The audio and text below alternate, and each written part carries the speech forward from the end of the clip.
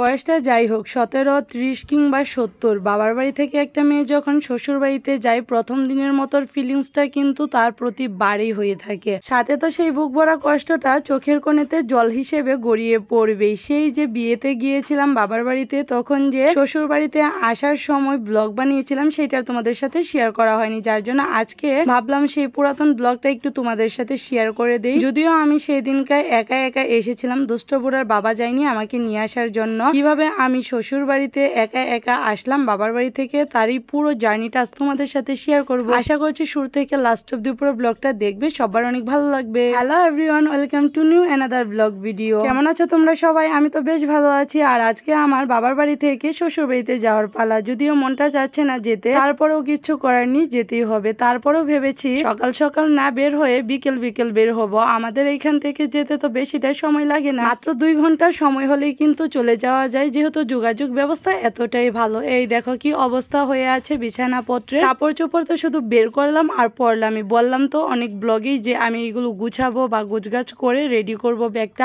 আর কিন্তু সেই গুছগাছ করাও হয়নি, রেডিও করা হয়নি। এই যে এই শাড়িটা হয়তোবা তোমরা আগেই ব্লগে দেখে ফেলেছো, আমি বলে দিয়েছি যে এটা আমার ফ্রেন্ড আমাকে দিয়েছে। আর বাবার বাড়িতে ফিরে না আসার সময় শ্বশুর বাড়ি থেকে কিন্তু সবার জন্য শাড়ি নিয়ে আসতে হয়, এটা একটা রিচুয়াল, যার জন্য আমার জন্যও কিন্তু সে একটা এনেছে। আর সবাইকে দেওয়ার সময় কিন্তু ভালো দামি শাড়ি দেওয়া সম্ভব না, তারপরে সবাইকে সাধ্য মতো যা হয়েছে তাই দিয়েছে। এইগুলা শাড়িও কিন্তু মিনিমাম 7 থেকে 900 টাকার কমে হয় না। আর শাড়িটা আমার অনেক পছন্দ হয়েছিল। বাসা থেকে তো বেরিয়ে গেছি, দেখেই বুঝতে পারছো আজকে আসতে চাইছিলাম না। বিকেল বেলায় মনে হচ্ছিল যে না, এক হচ্ছে আজ মঙ্গলবার আর কালকে বুধবার, বারও ভালো, তাহলে কালকেই চলে যাবো না, যেহেতু এতটা বিকাল হয়ে গেছে। যে বিকালটা হয়েছে মানে 3:30টার মতো বাজে। আমি যেতে পারবো আমাদের বাসাতে পৌঁছাতে, তো আসলে বেশি সময় লাগবে না, আগেই বলছি। কিন্তু পূজার যেতে যেতে একদম রাত্র হয়ে যাবে, যার জন্য বলতেছিলাম যে বুধবার দিন সকালবেলা ভোরে বের হয়ে যাব। এর মাঝে আমার বাবাও ফোন দিল, দিয়ে বলতেছে পূজার আসতে আসতে রাত্র হবে, আজকে আর আসতে হবে না, তোরা নয় কালকে সকালে ভোরে বের হইস। তারপরে বললাম যে আমার শ্বশুর বাড়িতে বলে দাও। বাবা বললো ঠিক আছে, আমি ফোন দিয়ে বলতেছি। ফোন দেওয়ার পর বাবাকে তারা বললো,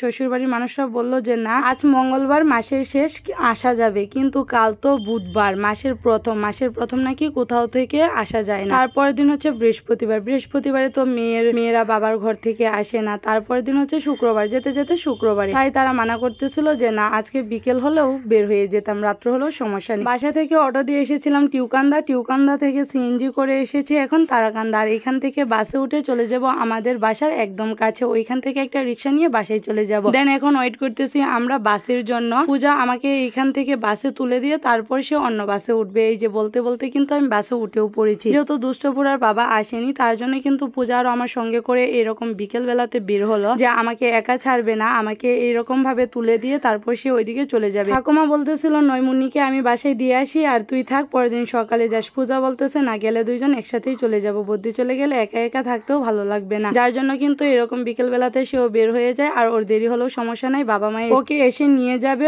ও যেখান থেকে বাসে উঠছে তারাকান্দা থেকে একদম বিশ্ব রুট নিয়ে ওই বাস থামবে, তারপর ওইখানে যদি রাত্র হয় মা বাবা আসবে, আর রাত্র তো হবেই। আমি বাসে উঠার কিছুটা সময় পর কিন্তু ওকে ফোন দিছিলাম, ও বাসে উঠে যায় আর সে বলছে ময়মনসিং এর কাছাকাছি আছে। আর আমি কিন্তু এদিকে নকলা এসে পৌঁছে গেছি, দুই বোন দুই দিকে যাত্রা করতেছি, কষ্ট হচ্ছে, তারপরও করার কিছু নাই। 2-1 দিন থাকলে হয়তো বা মনটা আর একটু ভালো লাগতো। আর বাবার বাড়ি গেলে তো কারো সহজে আসতেই মন চায় না। পরের বাড়ির বউ হয়ে গেলে নিজের ইচ্ছা অভ্যাসগুলো বদলিয়ে তাদের ইচ্ছা অভ্যাসটাই নিজের করে নিতে হয়। দুষ্টপুরার বাবা যে কাউন্টারে থাকে সেই কাউন্টারেরই বাস ছিল, কিন্তু যার জন্য আরো একটু সুবিধা হলো। দুষ্টপুরার বাবা বলে দিয়েছে যে আমি তারাকান্দা দাঁড়িয়ে আছে, আমাকে যেন তারা গাড়িতে উঠিয়ে নেয়। তারপর তারা কিন্তু ওইখান থেকে আমাকে উঠিয়ে নিয়ে এলো। আরো এটার জন্য অসুবিধা হচ্ছে না দুষ্টপুরার বাবাকে, তার জন্য আমি আরো বলি নাই যে যাওয়ার জন্য, যে বাসা থেকে পূজার সঙ্গে তারাকান্দা আসবো, তারাকান্দা থেকে তোমাদের গাড়ি যাবে, বলে দিবে, আমি ওইখান থেকে উঠে যাব, তাহলে যেতে আর কষ্ট কোথায়। যেহেতু মঙ্গলবার ছিল আমাদের এখানে, আজকে হচ্ছে বাজার বার। এখন যে জায়গাটাতে আমি আছি সেই জায়গাটা কিন্তু নালিতা বাড়ি, আর আমার শ্বশুর বাড়ি এলাকাতে আমি পৌঁছে গেছি। কিছুটা সময় পরেই কিন্তু আমরা বাস থেকে নেমে যাব। আর এই জায়গাটার নাম হচ্ছে গরুহাটি। আর যেহেতু বাজারের দিন ছিল সেজন্যই কিন্তু এত পরিমাণে গরু মহিষের হাট জমেছে। আর এইখানটাতে গরু মহিষের হাট জমে, দেখো শিংগুলো কি সুন্দর বাঁকা বাঁকা আর কালচে রঙের, আর এক একটা মহিষের সাইজও কি বড়।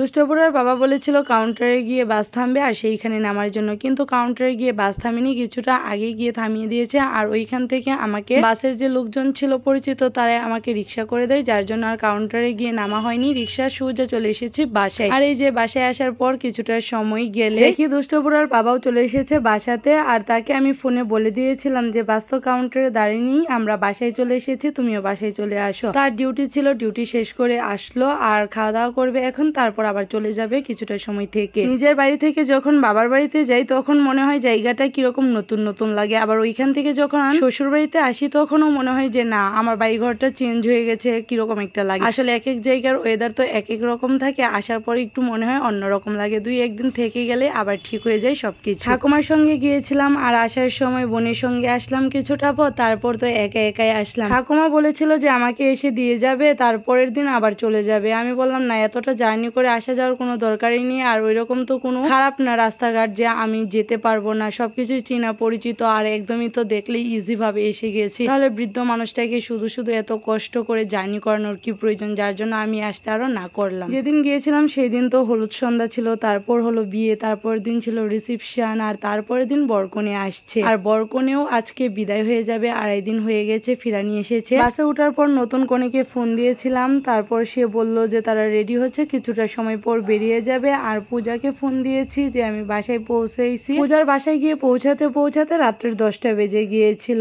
আসলে বাবার বাড়িতে থাকা প্রত্যেকটা মেয়ে রাজকন্যা, আবার বাবার বাড়িতে যখন প্রত্যেকটা মেয়ে যায় গিয়েও কিন্তু আবার রাজকন্যায় হয়ে যায়, কোনো টাইম টেবিল থাকে না, সবকিছু নিজের ইচ্ছার স্বাধীনতা। কিন্তু জীবনে বোরিং টাইমটাতে আবারও আমি ফিরে এসেছি, আবারও আগে রুটিনে চলতে হবে। ক্ষণিকের জন্য রাজকন্যা থাকলে আর কি লাভ বলো, জীবনটা যেরকম ভাবে মানিয়ে নিতে হয় সেইভাবেই চলতে হবে। ধন্যবাদ সবাইকে পুরো ব্লগটা দেখার জন্য। আর এটাই ছিল আমার বাবার বাড়ি থেকে শ্বশুর বাড়িতে আসার পুরো জার্নি, আর একা একা ফার্স্ট টাইম এই 3 বছর বিবাহিত জীবনে এই প্রথমবার আমি এরকম শ্বশুর বাড়িতে একা জার্নি করে এসেছি। তাছাড়া কিন্তু অলওয়েজ দুষ্টপুরার বাবা গিয়ে নিয়ে আসে, কখনো দিয়ে আসে, নয়তোবা আমার বাড়ি থেকে কেউ এসে নিয়ে যাবে, নয়তোবা কেউ এসে দিয়ে যাবে। এই প্রথমবার আমি এরকম একা জার্নি করলাম।